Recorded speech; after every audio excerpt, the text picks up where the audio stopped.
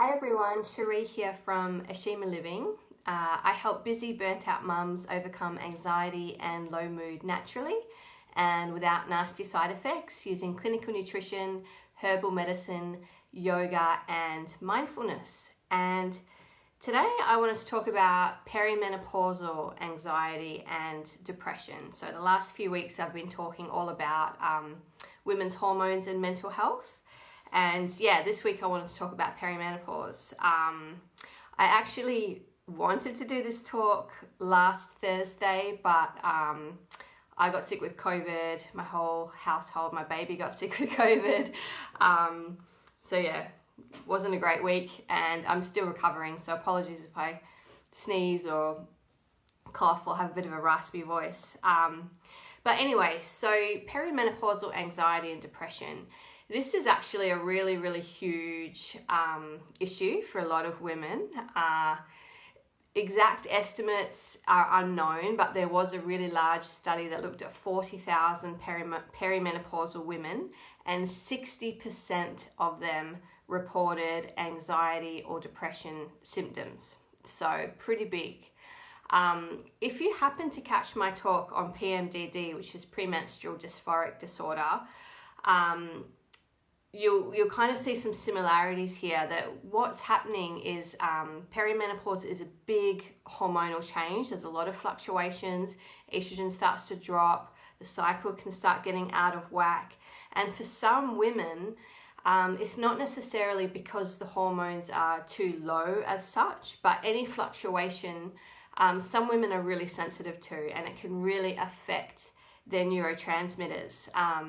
We know that estrogen is serotonergic, so those changes in estrogen can affect serotonin, and progesterone acts on the GABA receptors, and GABA is our most calming neurotransmitter. So those fluctuations in progesterone can result in less of that GABA-like effect, which for some women can manifest as anxiety, irritability, insomnia, and that more kind of anxious symptom picture as well. Also, if you've had a history of anxiety or depression at any point in the past, once you go through perimenopause, you are unfortunately more likely to experience those mental health symptoms during this transition as well.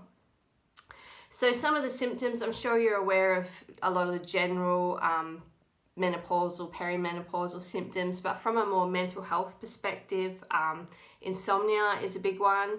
Partly this is due to things like hot flashes, having to get up and pee more often, but also I find a lot of women, their resilience to stress is not as good at this time. So if they were drinking coffee, if they're having wine or stimulants, they're a lot more sensitive to it at this time. And just those hormonal fluctuations I mentioned in general, like that change in progesterone that can affect GABA, can make relaxing and falling asleep a lot more difficult for some women as well. So as well as depression and anxiety, there can be a lack of motivation. Brain fog is a big one. Rage, irritability, lower self-esteem, and also, like I said, it's like that resilience to stress is not so good anymore. Things that you were able to cope with before start to feel like they're building up and can become a bit too much. And I'll go into why that is from a naturopathic perspective as well. So when we look at perimenopause from a naturopathic framework, we really like to look at all the hormone systems together because they do work synergistically. So we look at obviously your reproductive hormones, the estrogen and the progesterone. We look at your blood sugar hormones because this is often a time of insulin resistance and fluctuating blood sugar levels, which in turn actually affects your stress hormones and your reproductive hormones. So we look at your adrenal hormones. The adrenals are really important to take care of during this time, because what happens during perimenopause is your ovaries start to reduce their production of estrogen, and the adrenals start to take over. So you still do produce some estrogen postmenopausally, but it's not coming from your ovaries anymore. It's coming from the adrenal glands, and they still have to keep up with their regular work of producing your cortisol, your stress hormones, your DHEA. So it is a lot, a lot for the adrenals to be doing at this point. Thyroid is another one. When adrenals can go out of whack, that can start to affect your thyroid. Some women might have full-blown hypothyroidism. Other women, when we look at their thyroid chart, they're still technically in range, but they're not at the optimal levels, or they may not be converting their T4 to T3 very well. And T3 is your active thyroid hormone that gives you that energy and that that energy and that faster metabolism as well. So as I said, this pressure on the adrenals is what can kind of wear down that resilience to stress. We call this adrenal fatigue in naturopathic terms. The correct term is HPA axis dysfunction. And it just means, that ability to cope with stress is not as good as it was. We often start to see weight gain around the middle, and this is relevant to mental health because this is a sign that you are becoming more insulin resistant. So if you're having a high sugar diet, a high carb diet, now is the time where it often starts to catch up with you and your body is not processing that sugar as well as it used to. And this also means there's more underlying inflammation in the body, and inflammation is a known physical causative factor of depression, and fluctuating blood sugar can definitely make anxiety a lot worse as well. And that puts a lot of pressure on the adrenal glands, because every time your blood sugar goes too high or too low, the body perceives that as very stressful, and you start secreting more stress hormones. So managing blood sugars is actually a really important part of managing perimenopause as a whole. What else do we need to do? Yeah, and again, that's why we see that fatigue and low energy. It's a combination of the adrenal fatigue, the fluctuating blood sugar levels, and the thyroid, which can start to feel a lot of the pressure at this time as well. So treatment, what do we do? Self-care is definitely a bit of a buzzword these days, but this is definitely a time where you want to be prioritizing self-care and life balance, because it is a big change that your body is going through. So you want to have your exercise, gentle weight bearing exercise, yoga, stretching, walking, being out in nature.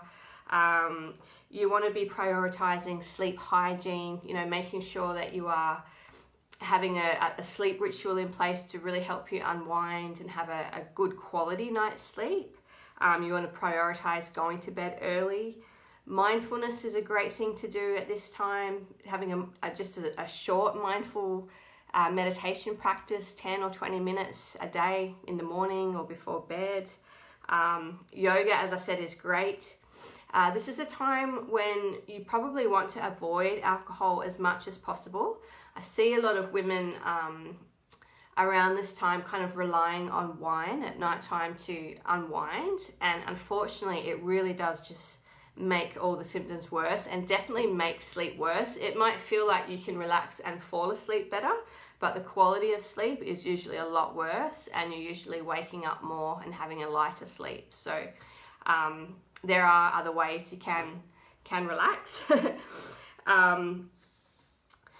Diet, really, really important. So during perimenopause, you will sail through much more easily and with less symptoms if you adopt a low GI, anti-inflammatory diet.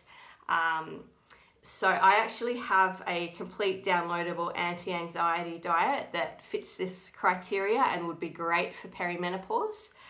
So if you want to download that, just send me a message, or you can find it on my links on my socials. So I would say adopt that diet as much as you can. And the other thing that can be helpful is seed cycling. So this is where you rotate different seeds according to your cycle to have different hormonal effects. So during the first half of the cycle, you would have seeds that are more estrogenic. So 2 tablespoons a day of ground flax seeds and pumpkin seeds. And then during the last half of the cycle, you would have seeds that support more of that progesterone production. So sesame seeds or tahini, and sunflower seeds. Now, if you're thinking, well, I'm going through perimenopause, my cycle's all over the place, that's completely understandable. In that case, you can actually use the moon as your guide. So the first half of the moon cycle, like new moon to full moon, you would do the estrogenic ones.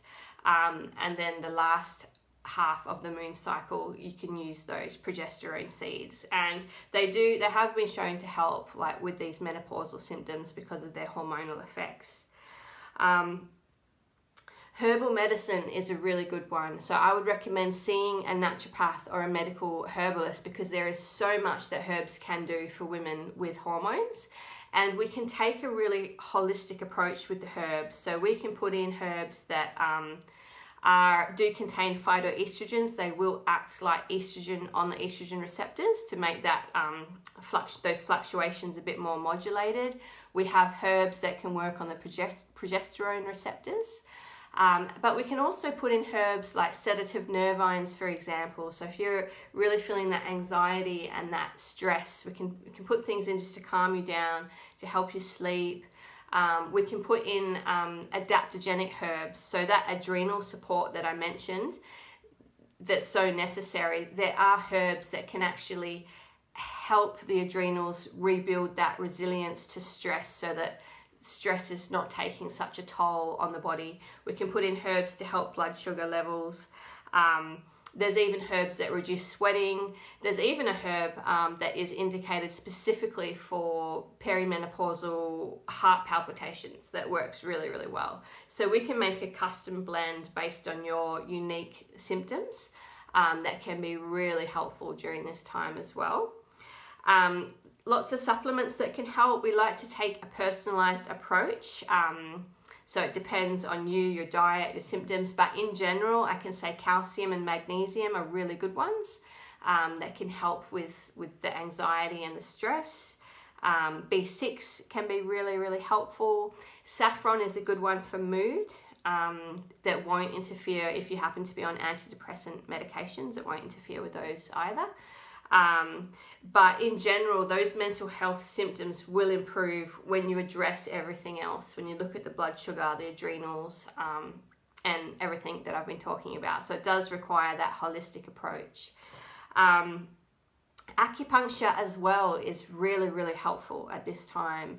According to traditional Chinese medicine, this is a time that, they talk about qi and different meridians and organs. This is a time when the kidney qi is getting depleted. And if we look at the kidneys, that in Chinese medicine, that relates to the adrenals as well. So they have that similar philosophy that the adrenals are getting weaker at this time. And acupuncture can really help balance that out on more of an energetic level. So there is lots you can do holistically for perimenopausal anxiety and depression. Like I mentioned, if you want to try that diet can go a long, long way with helping all of these symptoms and helping to regulate hormones. So have a look on my socials. There should be a link there, or just send me a message and I can send it straight to you. And I do offer free answers to anxiety, online consultations and assessments. So feel free to send me a message if you would like to book one of those, and we can look a bit more specifically at your symptoms and what might be going on for you there. Okay, thank you so much for watching, and I will see you next week.